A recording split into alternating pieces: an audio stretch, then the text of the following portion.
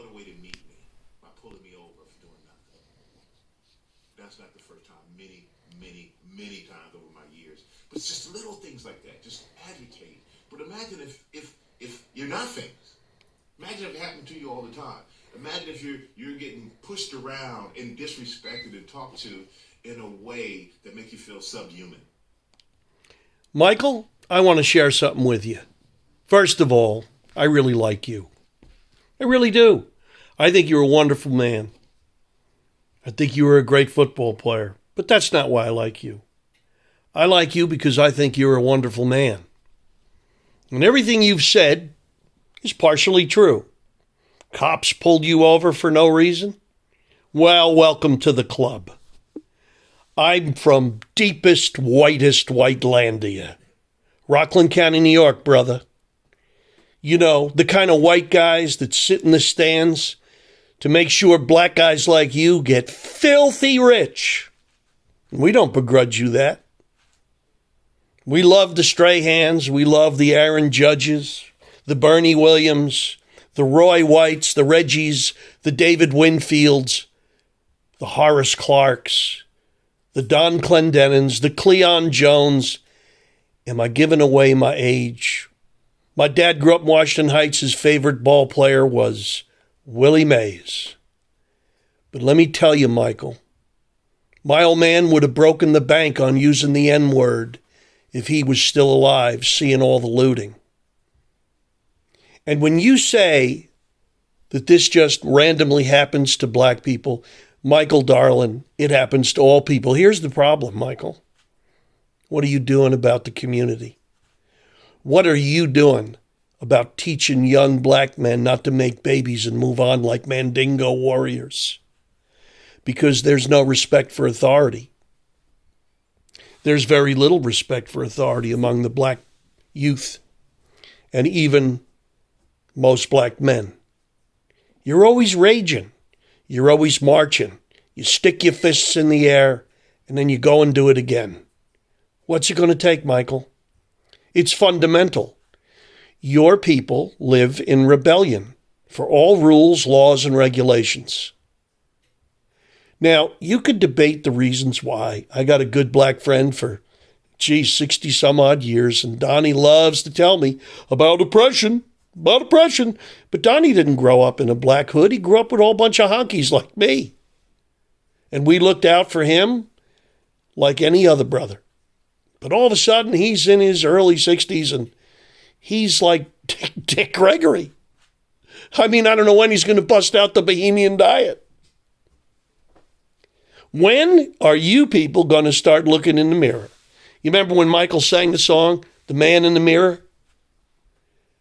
You don't have fathers, so you never grew up with a paradigm of authority. And I don't care how tough your mama is. When you grow up with a mean old man, no matter how unrighteous he is, you better learn to respect authority or you'll die in your own home. Now, I don't know what it takes for you guys to figure this out, but Michael, darling, it's fundamental. And I've run into more asshole cops than a four-eyed proctologist. I'm telling you, Michael, darling, if there's an asshole cop, I'll run into him every time. I got set upon by 5 or 6 sheriffs. Oh, they did me good. Had a guy come up and throw a punch at me, looking at the Cooney Holmes fight in 1981. He missed. I retarded and I didn't miss. And I knocked the big fat white guy out. The next thing I know, for defending my life, I got 6 cops trying to kill me. And they didn't know what happened. I told them. I said I had a fight with, they were going to arrest one of my friends. I said it wasn't him, it was me. And Michael, I'm half Italian. Guess what the cop that did most of the hammering on the back of my head was? Italian.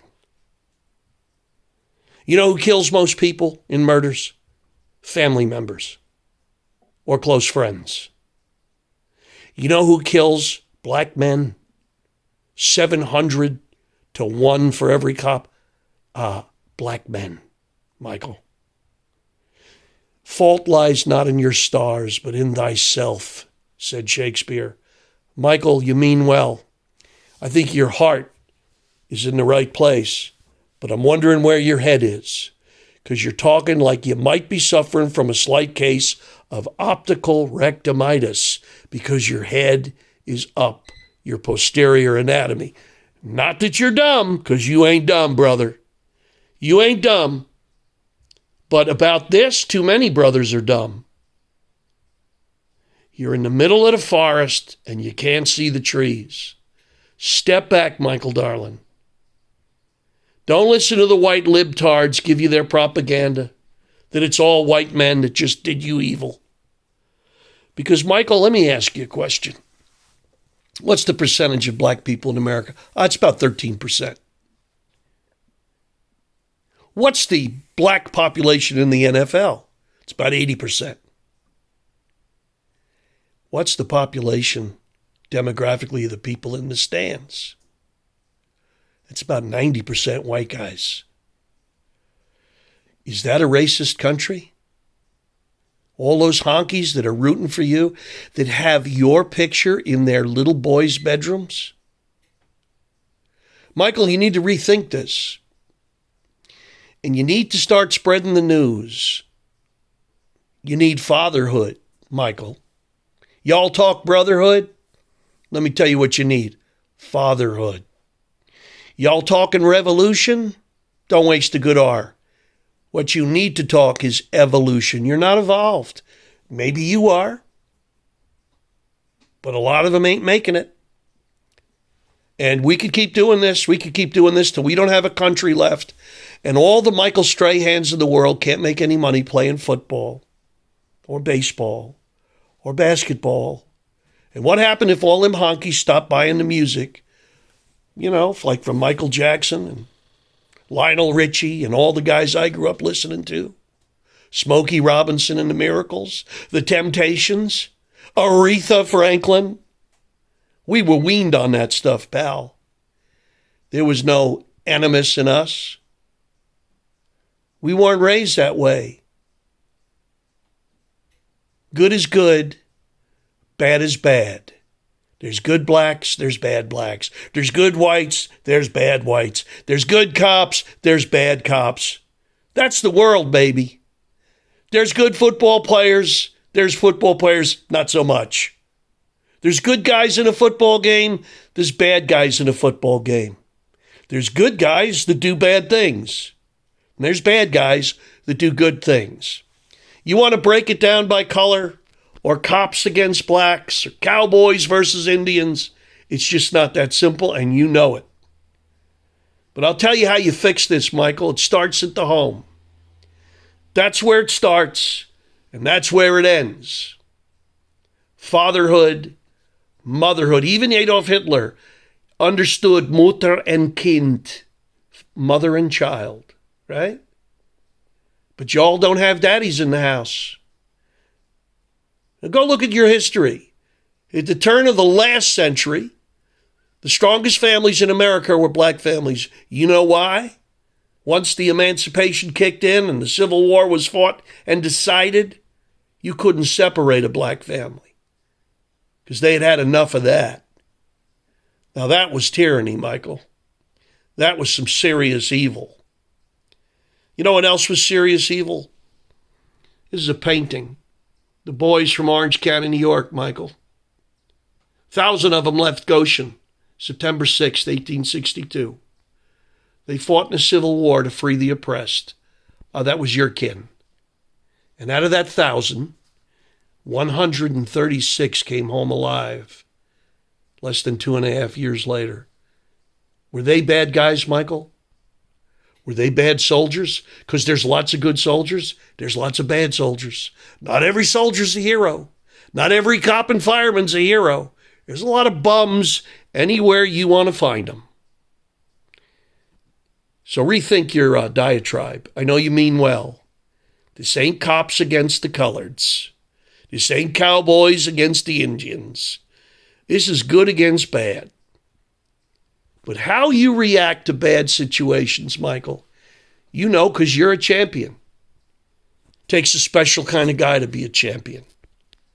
And you know what it comes down to? How to react to adversity. Do you get back up? Do you hold your head up high? Do you listen to your coach and quarterback? Are you a good leader on defense? That's the story of mankind, brother. It'll be that way till the last breath drawn by the last human being. And it has nothing to do with color. It has everything to do with character. But for 50 years since Martin Luther King died, we've been measuring people, especially on the left, by the color of their skin and the quantifying of their demographic. And we never talk about their character because it just doesn't matter. But isn't it funny how you talk about it when you played football? I'm going to tell you, Michael, I had a good friend. He was a pro hockey player. We're still friends today. He had a lot to do with winning a lot of championships. I won't tell you his name, but he's my favorite pro athlete of all time. You know why? He was a gentleman. He had more character in his pinky than most athletes have. Still does today. And when his coach, Al Arbor, passed away, he wrote a speech, and he was kind enough to share it with me. Asked me what I thought, and I thought, wow, what a compliment. But that's just the way Bobby is. I said, Bobby, I would ask you to put in one little thought.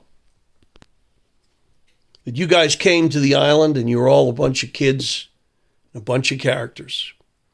But anybody that knew that team that won 19 playoff series in a row, 4 Stanley Cups, 5th year into the finals, had more character than any pro sports team I have ever seen. So say this, when Coach Al got his hands on you, you were a bunch of characters. But when he was done with you, you were men of character, and he did. He put that in his little eulogy. And man, what an honor.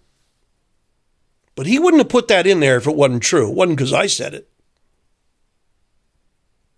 Character, honor, virtue. Those are the things of champions, and I know that's in you. So I invite you to rethink your diatribe. And I know you mean well. You got a good heart. All you got to do is look at that countenance, that beautiful face of yours. You're an easy guy to love. You're a very blessed man. Wherever you came from, you figured it out. You need to share some of that and diffuse the evil. Enlightenment doesn't come from education. Enlightenment comes from wisdom.